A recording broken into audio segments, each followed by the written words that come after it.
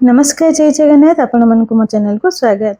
तो ये आपण मैंने देखिपे केते क्रिस्पी देखा जाउची आ देखिबा को जेमती एटा खाइबा पई भी बहुत टेस्टी। तो बनेबा स्टार्ट करिबा। एठी नीचे गोटे कप मैदा मैदार आधा कप नेबा में कॉर्नफ्लोर नेबा आ किछि पाउडर मसाला पकेबा। एठी तो हल्दी पाउडर नेची एठी गोटे छोटो चम्मच रे हल्दी पाउडर नेची गोटे चम्मच 1.5 चम्मच तंदूरी मसला पाउडर नेची जोटा तंदूरी मसला बदल रे मैगी मसला पाउडर मध्ये पकई परिबे।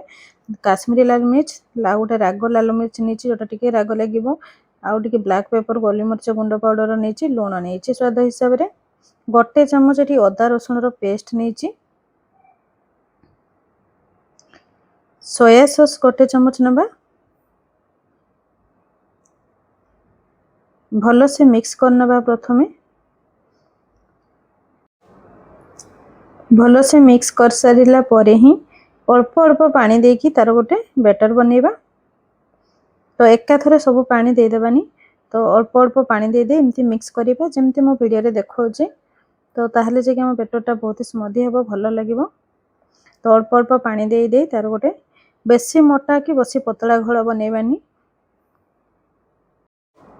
एटा बहुत कम समय रे तैयारी हो जाए तो चिंता करिवार नहीं बहुत कम समय रे ये रेडी हो जेबो। आउटी देखि परथबे मो अल्प अल्प पानी दे दे ताको बढ़िया से गोटे बैटर बनै दीची देखि भी लास्ट देखि भी तार माने कंसिस्टेंसी केमती रहिबो बहुत पतला कि बहुत गाढ़ा में करबानी। तबे देखै दोचे चमचटा ए टाइप रो ही रहिबो जोटा बहुत पतला कि बहुत गाढ़ा हेइनी परफेक्ट हेइची। ताको एबे गोटे साइड रे रखि देबा। एठी मु नेइची 500 ग्राम रो छतु छतु को एठी मु बटम छतु नेइची जोटा कि भलो से धोई नेइची। भलो से धोई सरला परे ताको एमती मझिरु मिडिल रो एमती कट करिबा मझिरु देखि परबे ए टाइप रो ही कट करिबा। एपटे प्याज आउ कैप्सिकम नेची प्याज 3टी नेची मीडियम साइज रो कैप्सिकम 2टा नेची जाको एई साइज रो जेमती मो वीडियो रे देखौची सेई टाइप रो हम सेई साइज रो ही कट कर दबा। एठी छतु प्याज कैप्सिकम हमर रेडी हो जाईची। या पर सबो को हमें से जो बैटर बनैतले ता सेठी गळे दबा भलो से। तो या को आपण पार्टी फाटी रे बनेले स्टार्टर हिसाब रे भी बनै के रखि परबे फ्रिज रे रखि परथेबे आ खाइला बेल को गरम गरम आपण छाणी के ताको खाइ भी परबे। तो या को मु भलो से एमती मिक्स कर देली। भलो से मिक्स कर सरला परे हमें नबा स्टिक को ऑलरेडी मु धोई देइथिली पानी रे रखि देइथिली आ उठी देखंतु एमती आराम से धीरे धीरे गोटे गोटे हमें ताको रखिबा। ए बढिया भितर भर्ती करबा अरेंजमेंट करबा ए टाइप रो। फर्स्ट प्याज देली कैप्सिकम तापरे छत्तो देली तापरे पुनी प्याज और कैप्सिकम ए टाइप रो हमें रखि नेबा।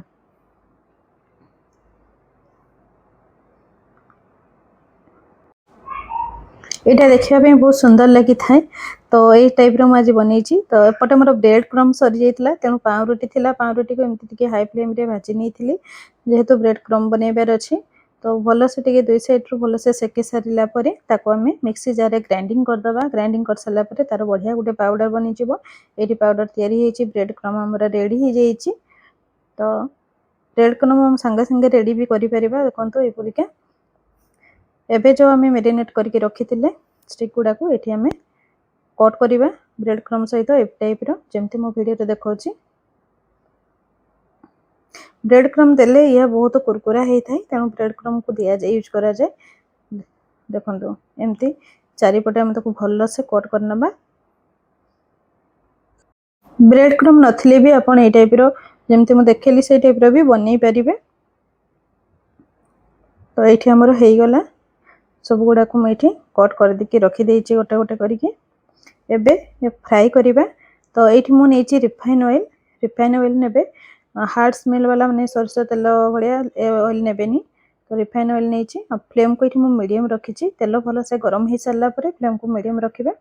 मीडियम फ्लेम रे ही ताको हमें फ्राई करिबा कारण नहले जळी जिवो आ छतुर जो पानी बाहरे सेटा भी माने शीघ्र सिजिबोनी। तो धीरे धीरे फ्लेम मीडियम रखिथिले से भलो से कुक हे परिबो आ जो चिड़चिड़ आवाज आसे सेटा भी कमी जिवो। कमी गला परे आपण जानिबे आपण छतु पूरा भलो से कुक हे जाईची। तो मीडियम फ्लेम रे धीरे धीरे एमती फ्राई करिवे आ बहुत ही बढ़िया हेइ थाई जोटा बहुत क्रिस्पी भी हेइ थाई। देखि परथबे तार कलर बढ़िया आसीची। मुझे कौन सी फूड कलर यूज करनी दुकान मानक प्राय street food style colour use करते रेड कलर आपन चाहिए फूड कलर दे पारे। तो मुझे कौन सी बिना कलर ही बहुत बढ़िया लगुला बहुत भल देखा भी जाऊला। प्रथम गोटे करी दी दीटा कर बहुत तेल बहुत गरम थे फ्राए करें जलीज ना फ्लेम को एडजस्ट करेंगे टे मीडियम टू लो फ्लेम रे हमें फ्राए करवा बेसी लो करें मीडियम रखिए एपट सेपट करके दुई साइड रो फ्राए करना। टिश्यू पेपर रखिए टिश्यू पेपर निहाती रखिए कारण ये तेल ऑब्जर्व करता है बहुत तेणु टिश्यू पेपर रखिथे। आम तो प्राय सब बेले खाऊनी कि बेले बेले जब भी किसी मन हुए क्रिस्पी खावाई नॉर्मली वर्षा सीजन रे तो बाहर को जाई हुए तो घरे किसी खावाई इच्छा थे एमती आप फ्रेश तेल रे बनईकी खाईपारे। लास्ट में चाट मसला देदेबा गरम गरम जो बाहर करवा चाट मसला देले या कोट कले बहुत ही बढ़िया टेस्ट आसी था। आउ किछि मोर बड़ी जाइतिला छतु जो गुडा को स्टिक मु लगे नथिली ताको एमती पकोड़ी टाइप रो छाणीदेवा तो ताको गड़े कि जस्ट ब्रेड क्रम ऊपर कोटेड करा हिची ऊपर के देखि पारथबे। तो या को पकोड़ी स्टाइल आपण एमती भी छाणी पारिबे स्टिक नथिले भी जोटा भी बहुत बढ़िया टेस्ट आस्ता है ए टाइप रो।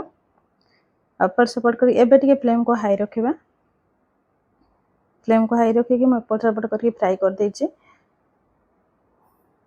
पूरा लाल हल पर्यंत छाणी नबा। अब ये भी तार बहुत बढ़िया टेस्ट। वीडियो जदि भल लगी था निहाती लाइक करेंगे शेयर करेंगे सब्सक्राइब करने बिल्कुल भूलें। धन्यवाद।